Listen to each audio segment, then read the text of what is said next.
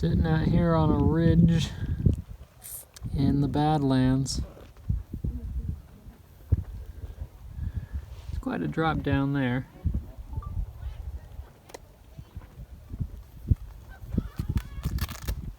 What a landscape. Shots of you taking photos. Here on one of the overlooks above the Badlands.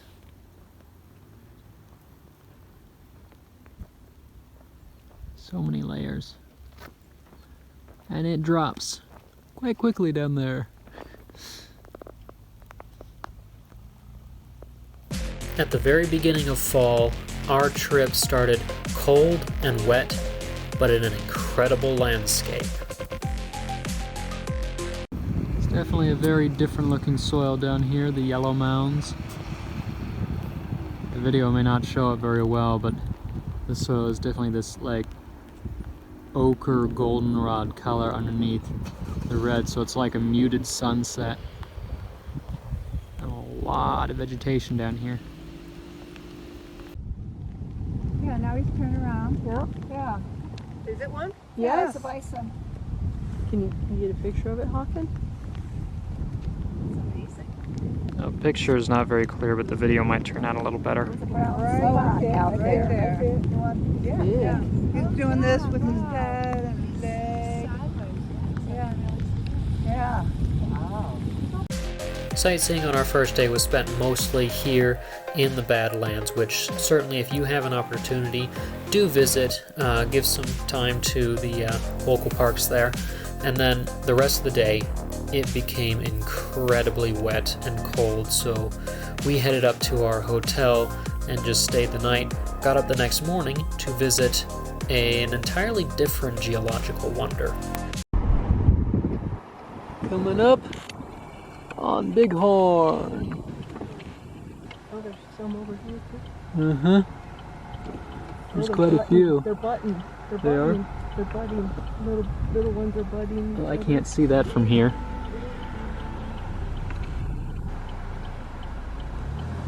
Look at that. Hello, sirs and madams.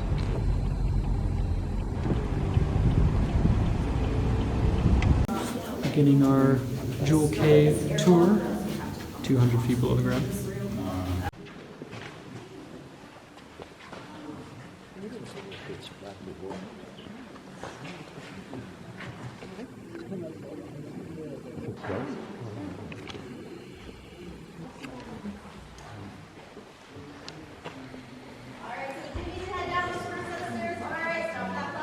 Pointy, like shape of a dog tooth. Geologists like to name things very literally. And it's unclear why one forms versus the other, but we have found that the dog tooth spar tends to form more in the cracks and crevices, whereas the nailhead spar forms millions of years to create these big rooms and passageways. While that was happening, he was also picking up a lot of the calcium that was in that limestone. So when our cave was full of water, the water was super saturated with calcium. It was so full, couldn't hold on to it anymore. I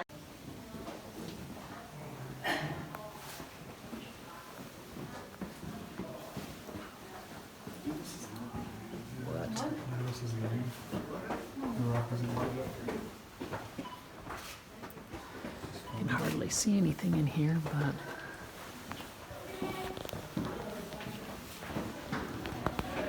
surrounded by crystals, different kinds.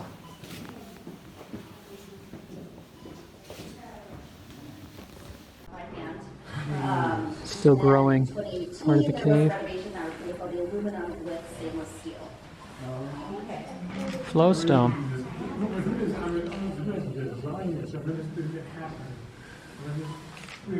And mini cave chandeliers. Deciding that they wanted to open up a new tour route from opening 10 years. So the planning took a long time with actually. Fair warning, bedtime be wet, I would check. Whereas a stalagmite might trip you. So we do have some stalagmites down this way. You can come take a look. So if you want, you are welcome to detach yourself from hand-broken benches if you so choose. So here we do have some stalagmites, some back here as well. And these are being fed by the stalactite above it. So as water's dripping down, That water still contains a lot of calcium, and that calcium gets built up enough to create a stalagmite.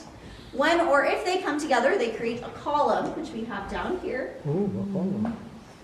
They're little baby ones, but still columns. Still full of them. And we do have this guy, looks a little different. That's because this is a soda straw, named that because it is hollow. The way that it forms is that a drip of water will come down the center. When it gets to the bottom, the calcium is deposited around that drip. So it's the exact width of one drip of water. And we do have our famous 3-foot soda straw right up here. Ooh, that guy. 3-foot soda straw.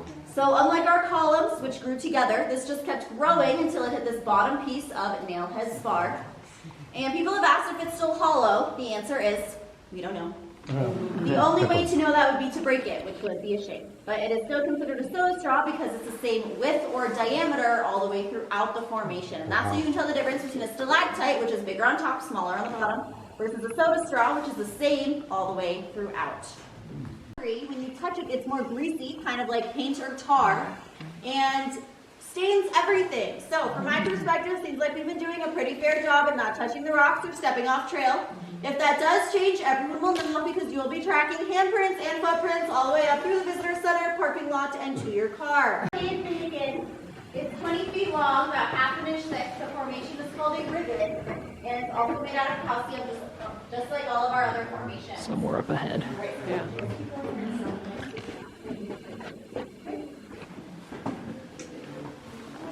That's quite a formation up there, though.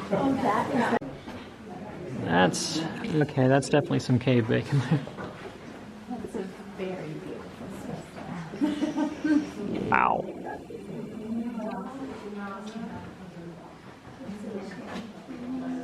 That is incredible. Just a quick look around this room. Oh my goodness.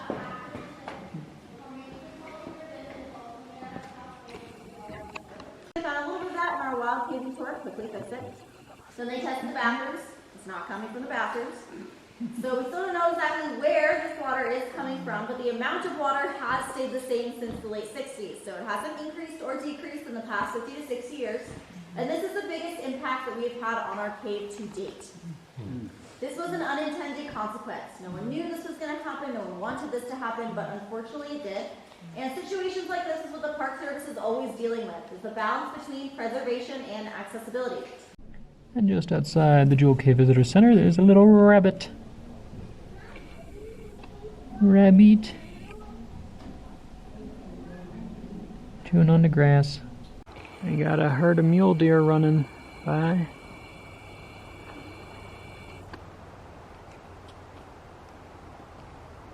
There they go. See if I can get... Oh, nope, they're out of view now. So to actually go into parts of the cave, you have to sign up for guided tours with the rangers. That was one of them, kind of the easy scenic hike. There's another one, the natural cave tour, where you actually enter in through the original discovered entrance to the cave, which Mom and I hiked down to a little while afterwards to see. There are several false entrances into the limestone as well, mini caves that might actually connect to the actual cave system, or they might just be entirely different structures. Closed at the moment, but this is the historic natural entrance, where there may or may not be bats inside. You can see lichen formations on the rocks in there. Very green. Very dark. Afterwards, as 50-degree winds blew across the landscape, we decided to explore the area around there in the Black Hills, which is full of state parks and natural monuments to visit, all sorts of cool stuff. So we decided to drive up one of the scenic roads within the area to see some incredible geology. This is the area known as the Needles in Custer State Park. Pretty obvious reason why.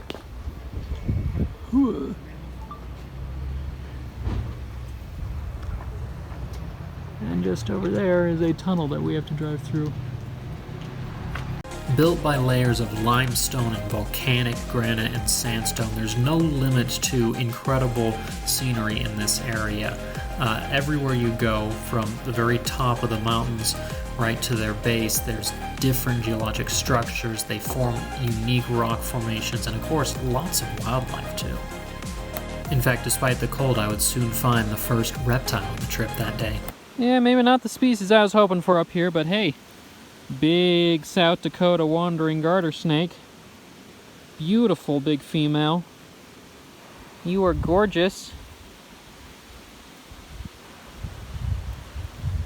Look at you. Quite common snakes no matter where you go, really, and of course one of the most cold tolerant, so no surprise that she is active and feeding when it's only about 58 degrees out right now. Such pretty colors on this one though, in that stripe. Alright, beautiful girl. You're going out here. There you go.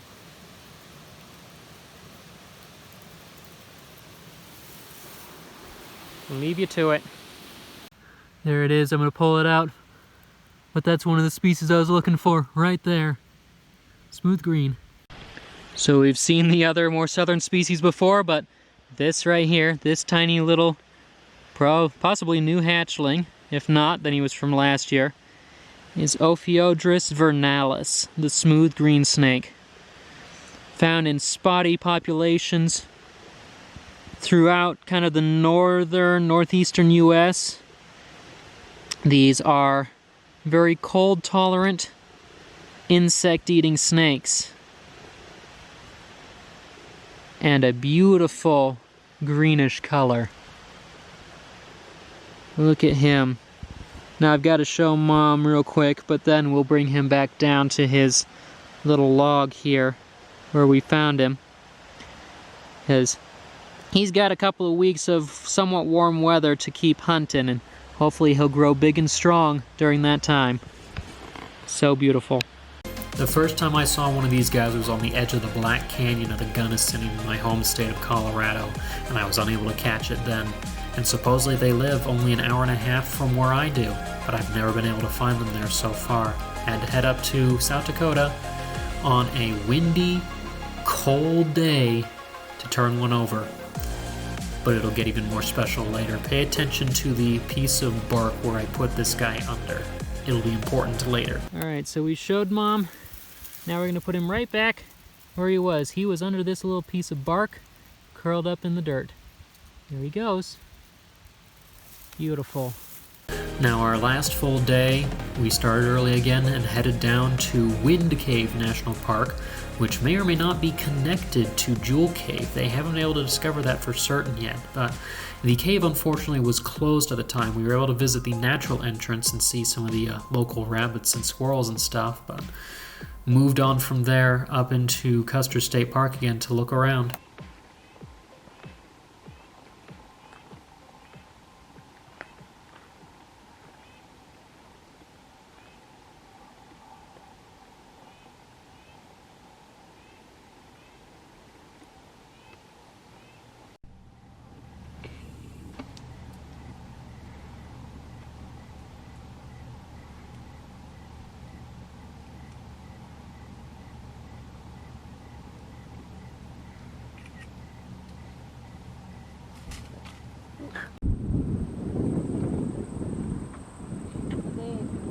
Solitary animals?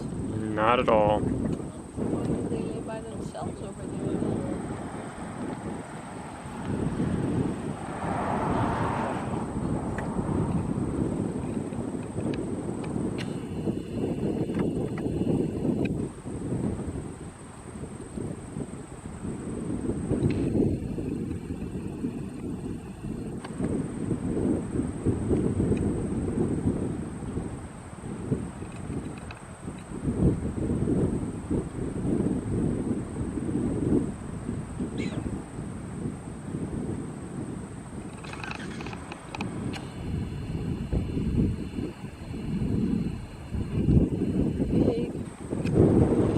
One might not consider prairie dogs to be particularly exciting, but they are an extremely important part of the American landscape out here, playing host to black-footed ferrets, burrowing owls, and a number of other species that use their homes.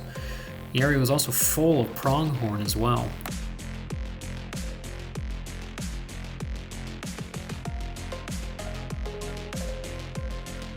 Well, we found one of the big herds. Look at them all.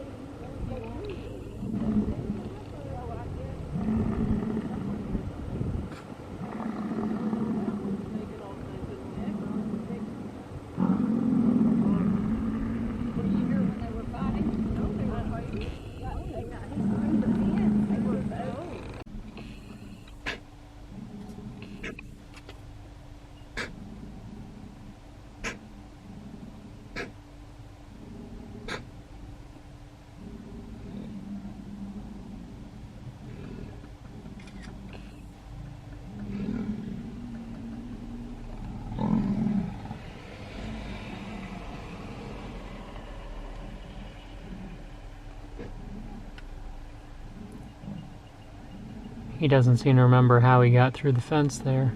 Even the hole's right there.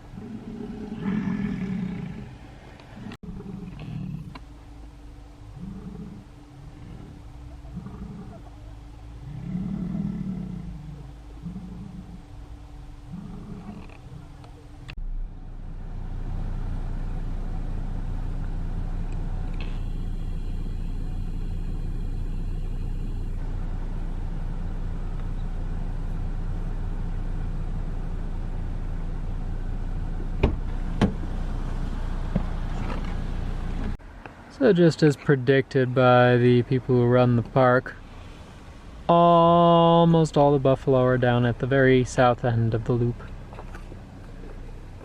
And they are everywhere.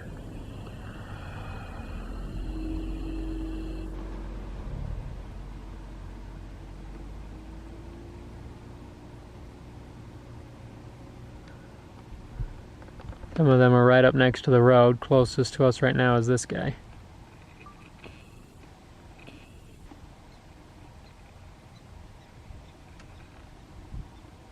You can hear the prairie dogs screaming in the back.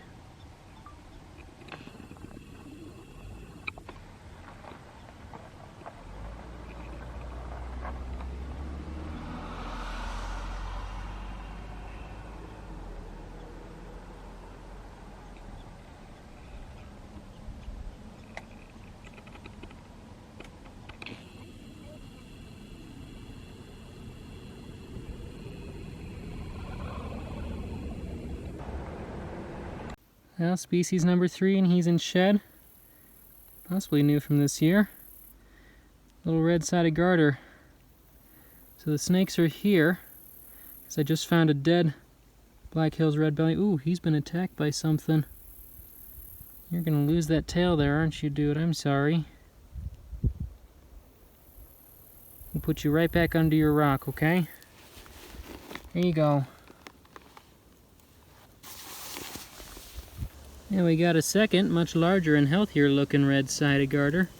These guys are a whole lot darker than what we see back home. Beautiful snakes. See if I can't angle him a little better so we can see his color. The reds here are just barely there. And he's very dark. Probably because it's a whole lot colder up this way. He might also be in a bit of a shed like the other one was, though. Who knows? We'll get him back under his rock very shortly, though. Alright, sir, I know you're in a hurry, so there you go. Heck under your rock. And we got a third red side. This one was actually out sunning himself. Accidentally stepped on him because he's really well camouflaged in the grass here. You can see a little bit of that red on his sides. We're just gonna let him go right back where he was though. Here you go, sir. So we just spent the day wandering around. We visited Wind Cave and then went to another area in this region to kind of check things out. Decided what the heck, come back to a spot that we visited yesterday to see what we could find, and happened to flip the same piece of bark that the green snake was under yesterday. And now we have the even rarer snake up here.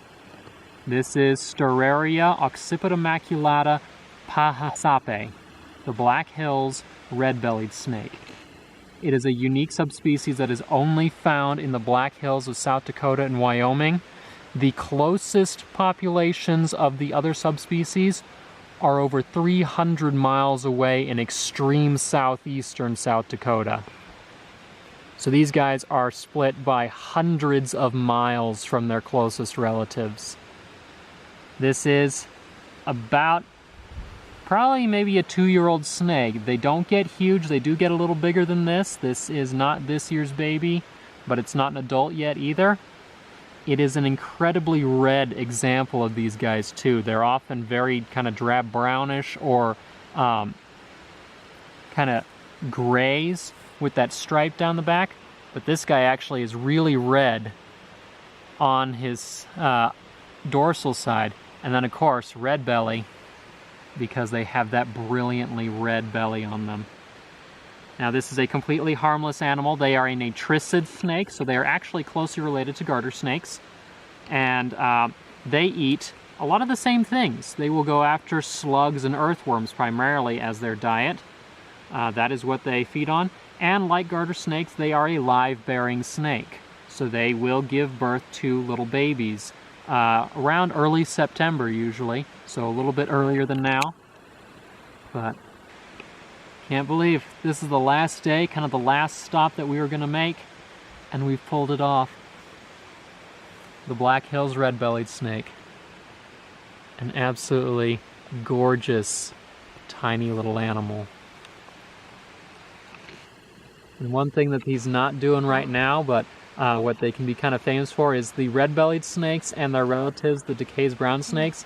One of their defense mechanisms, other than of course musking on you and making you stink, is they have the ability to curl their upper lip to display their teeth. They don't really ever bite, and if they did, those teeth are too small to do anything to us. They can hardly even get through the first layer of skin. But they will curl their lip, look almost like they're grinning or smiling, or snarling, in order to kind of ward off predators. That is so amazing.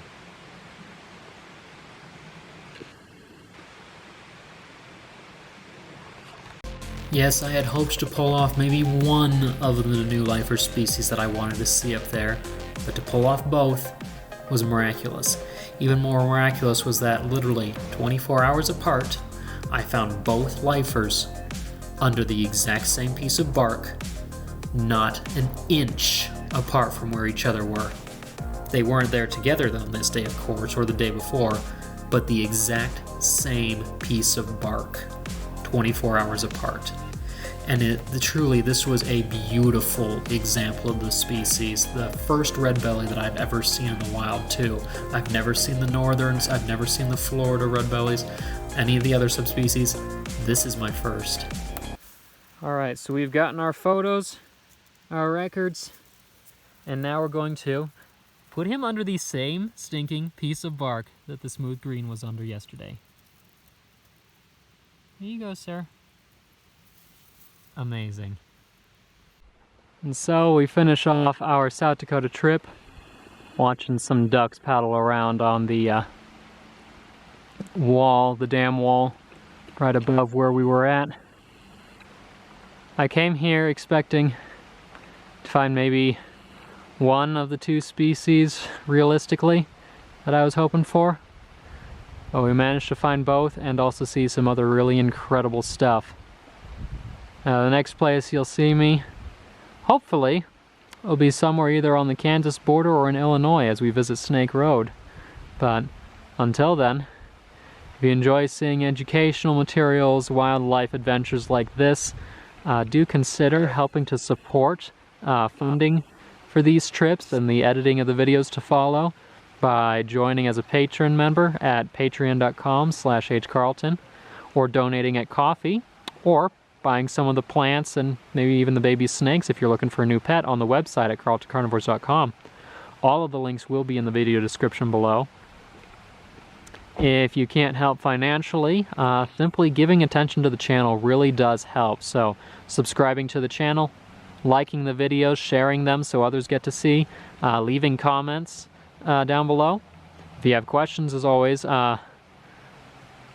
leave them down below and I can try and answer them too. And of course, you can always find more information on the blog and database at the website, carltoncarnivores.com. And you can find more photos, little video shorts, tidbits on social media, Instagram, TikTok, and Facebook at Carlton Carnivores. But until next time, this is Hawken Carlton signing out from South Dakota. And this is Carlton Carnivores.